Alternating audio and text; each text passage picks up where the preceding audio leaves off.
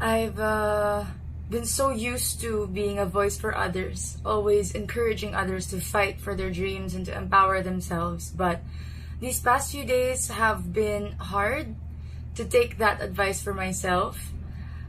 I would admit that I was overcome with doubt and fear of speaking up, and fear of the consequences, fear of what people would say. But I'm taking my own advice. I'm speaking up, but this time I'm speaking up for myself. I'm empowering myself. I am fighting for my story. I'm fighting for my experiences, because people have been trying to taint my name and drag me down so many issues that are not real and didn't happen. And I'm not doing this, I'm not sharing all this to attack anyone or to hurt anyone. I just want to share the truth, and I want to share my story, and I want to be true to myself, because I know that this will be the only way for me to look back at all this and happily move on. And days leading up to the pageant, I decided to had my whole team tested and stay in my house, because we weren't allowed to go out, and I had a lot to learn, I had a lot to prepare for. I wanted to invest time into learning my hair and makeup, into knowing how to style myself, knowing how to work by myself, because we were all going to be independent up in Baguio. And I practiced my Q&A, I practiced my walking, everything. And days leading up to the pageant, it was a Sunday, I think it was the 11th of October. And I was so busy preparing for the pageant, and I didn't realize that I was exhausted and I was tired. I was busy handling businesses, work. I was catching up with all the brands that I had to work with, and I was also busy with my preparations in the pageant, and everything just became too overwhelming that I didn't even realize. So that day I woke up, and as I took my first steps, I passed out and I collapsed. And that day was really hard. It was 3 days before we were asked to check in, and I cut my head, I sprained my knee, I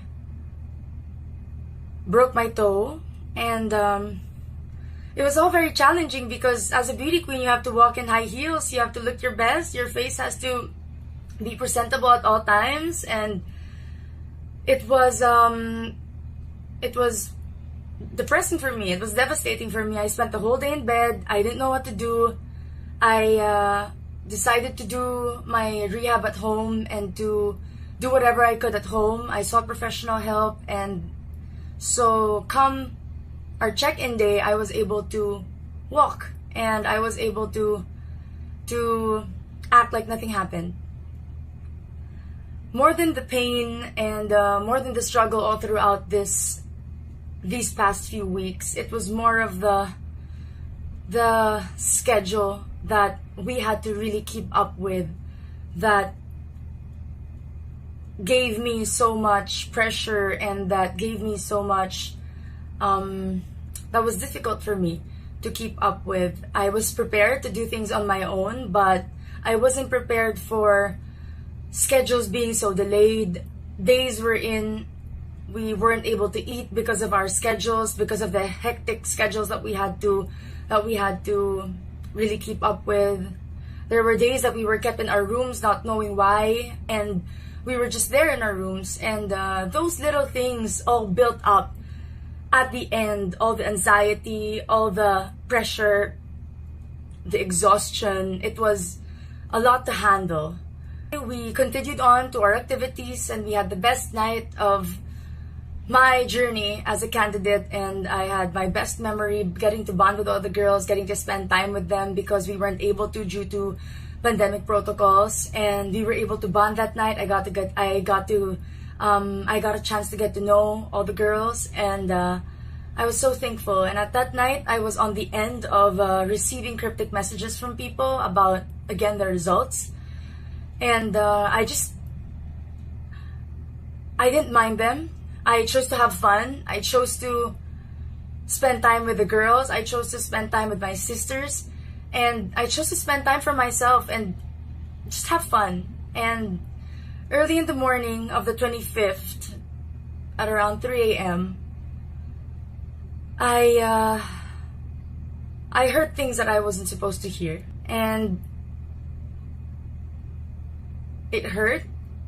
I must admit, I went back to my room and I cried so hard. I just got out and went to my room and wanted to be by myself, and all these questions just came back to my head. Everything that I've been hearing for the past 2 days just came rushing in my head, and I was heartbroken. I was devastated that night, and I called my family and I wanted to go home.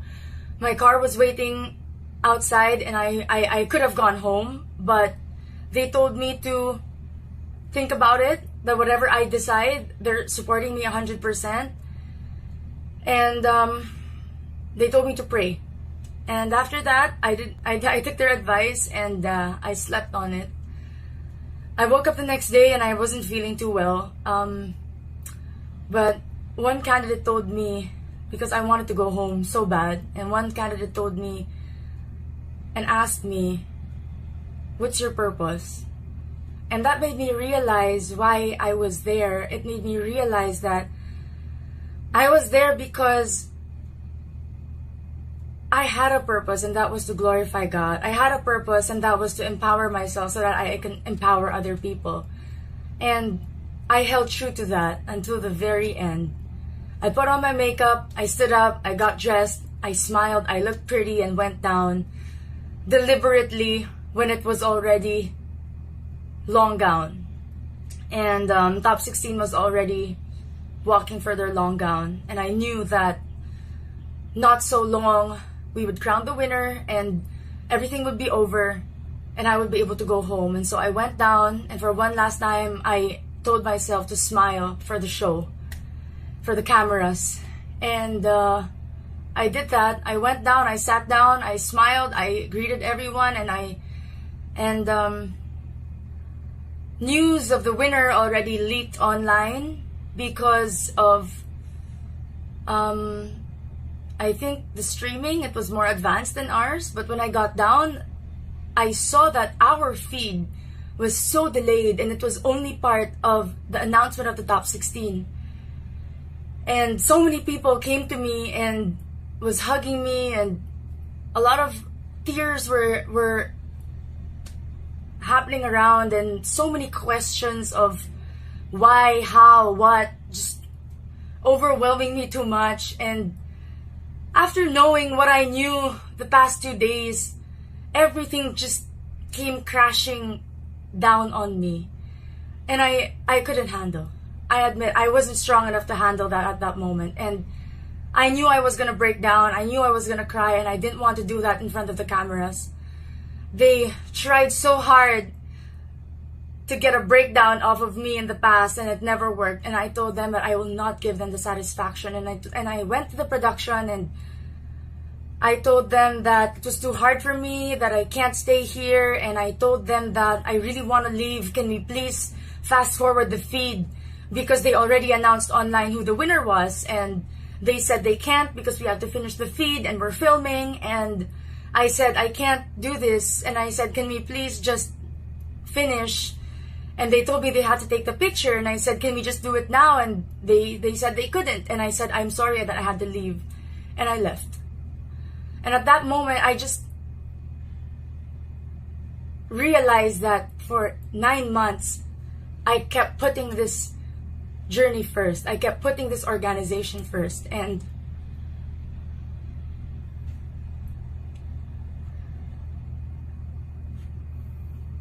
it was my time to put myself first. And so I did. And I went to my room. I got the remaining of my bags. I sent a message to Mama Jonas Gafod, and I told him my reason. I told him that I was leaving, and I told them everything.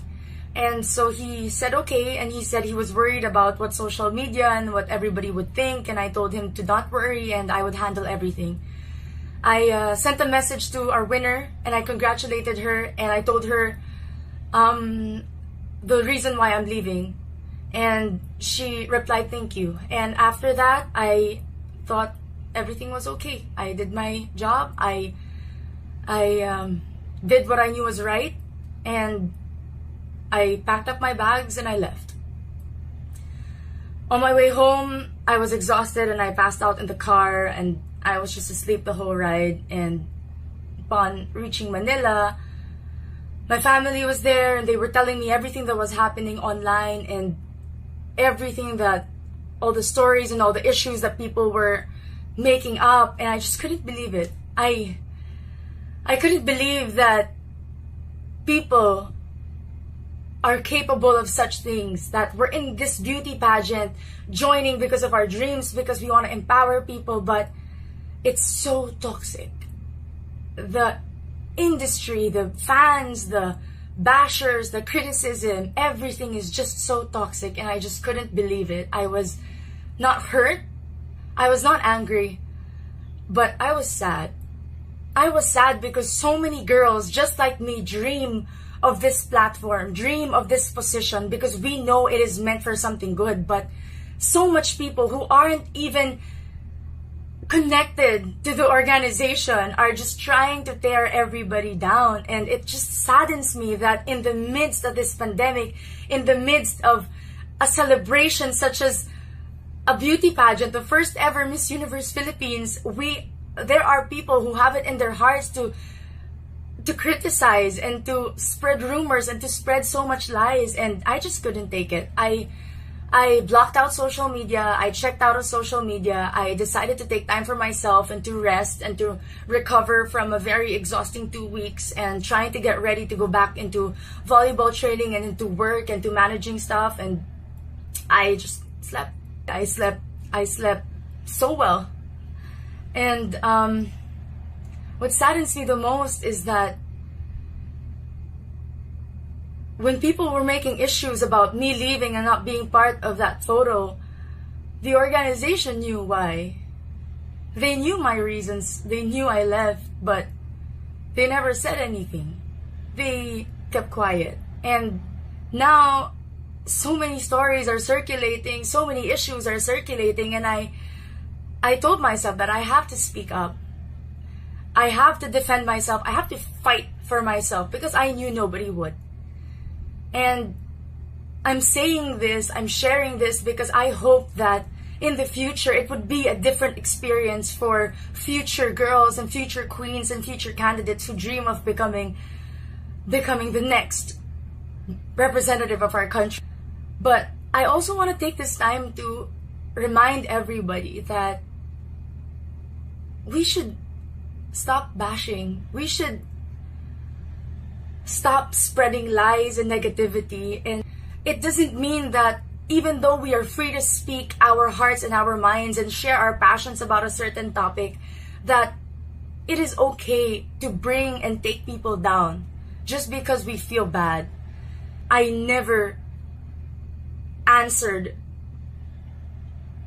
bashers online because I respect people's opinion, and right now I hope that they respect mine because this is my story, this is my experience, and I really want to tell everybody that I'm not alone in this. There are a lot of us that wish things happened differently, that our journey would have been somehow better, but we do understand the conditions of the pandemic, and we do understand the hardships that everybody had to go through and the adjustments that everybody had to make just to make this possible. And I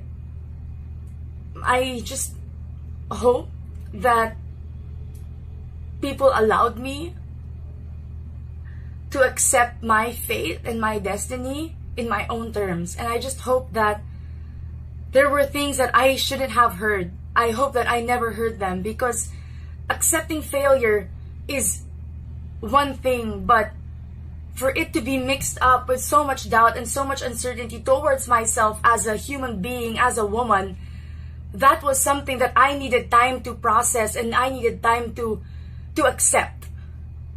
I know I'm strong. I know I'm confident.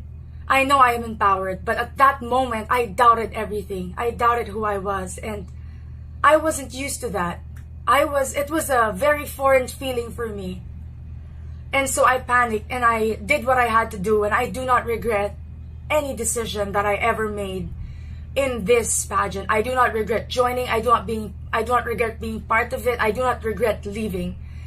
And with everything circulating now, it brings me back to 2 years ago when I answered on the national stage a question about fake news. And I want to take this time to remind everybody of that answer, because I know that it was timely and there was a reason it went to me.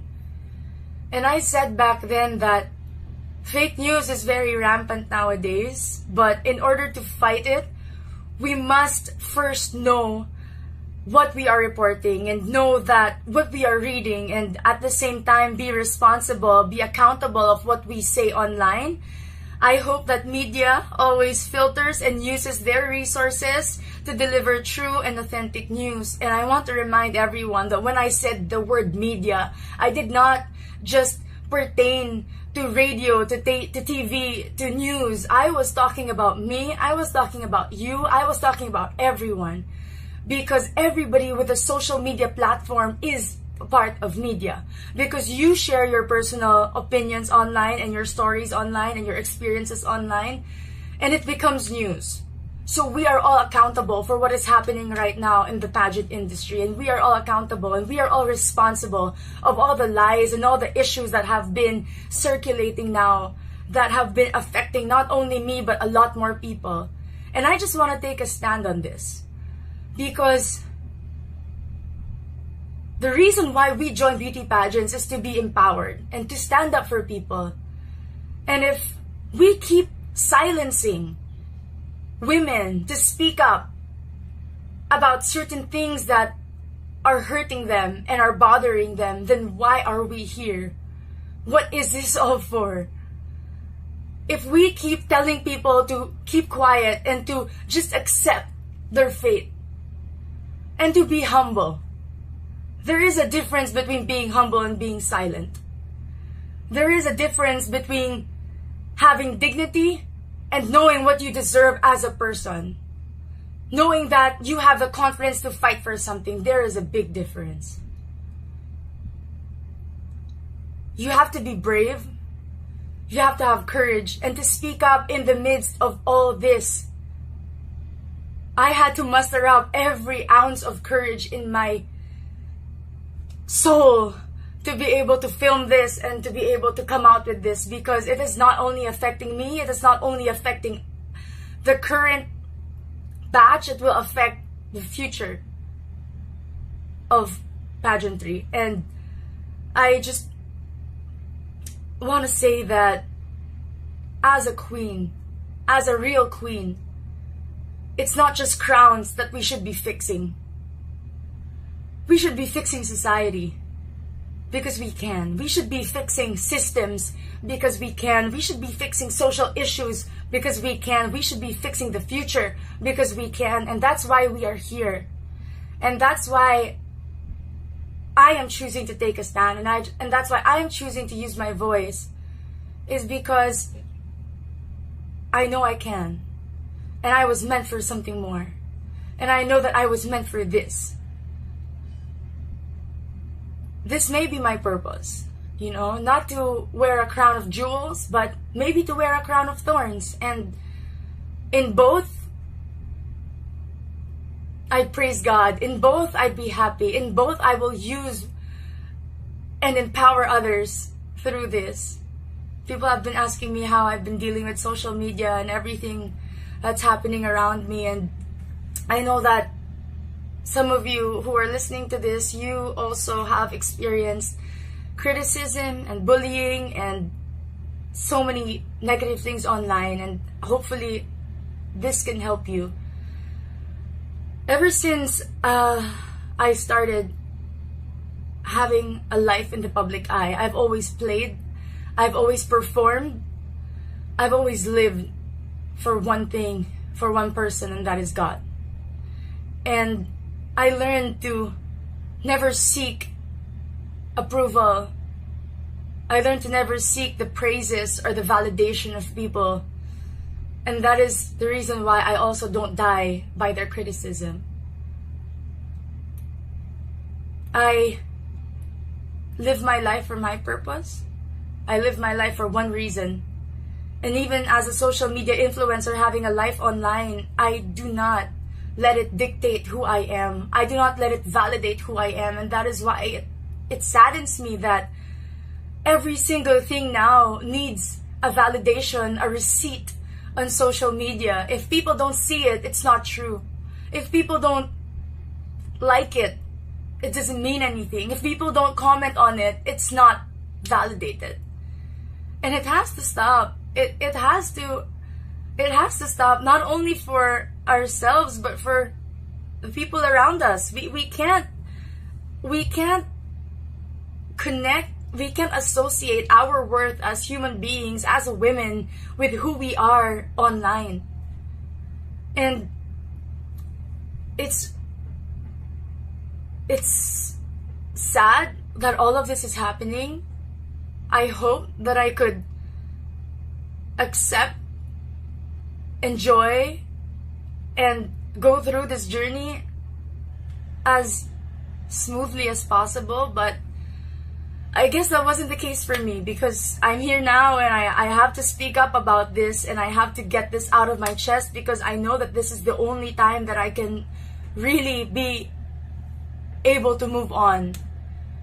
And I'm not doing this to change people's opinion of me. I'm not doing this to convince anyone. I'm doing this to say my truth. I'm doing this to say my experience and to share my story, because I know that somebody out there watching stands with me on this. And I'm not alone standing in this, because all the people behind me, all the women behind me, we are standing for something greater. We are standing for something much more than our pageant experiences. And I hope that by sharing this, people just learn how to appreciate beauty pageants for what it is, to not be so quick to judge a person, organization, a candidate, because you don't know what we go through. You do not know what happens behind the scenes of every picture, every video, every production number that you see on TV. Nobody knows the hours that were put into it, the effort that was put into it. And so all our feelings are valid. And you cannot tell us to just keep quiet about this, because why are we here? Why are we advocates? Why are we women who dream of changing our cities, our countries, and the universe if we can't even speak up about certain issues such as this? If we cannot speak up about online bullying and cyberbullying and people spreading lies and fake news just spreading all around. And I know there will be a lot of negativity after this, and I just want to say that this will be my final word. I will not be entertaining questions. I will not be entertaining interviews after this. And once I put this out there, I hope that as much as I respected everybody's opinion of me, the good, the bad, I've embraced all of it. I'm asking all of you to respect mine and to respect my own opinion right now. And after this, we're all gonna move on. We're all gonna be happy. We're all gonna support the person, the organization that we need to support as one country, as one Philippines. And I hope that we may all learn from this and grow from this and just put an end to all of the negativity that everybody has been spreading online.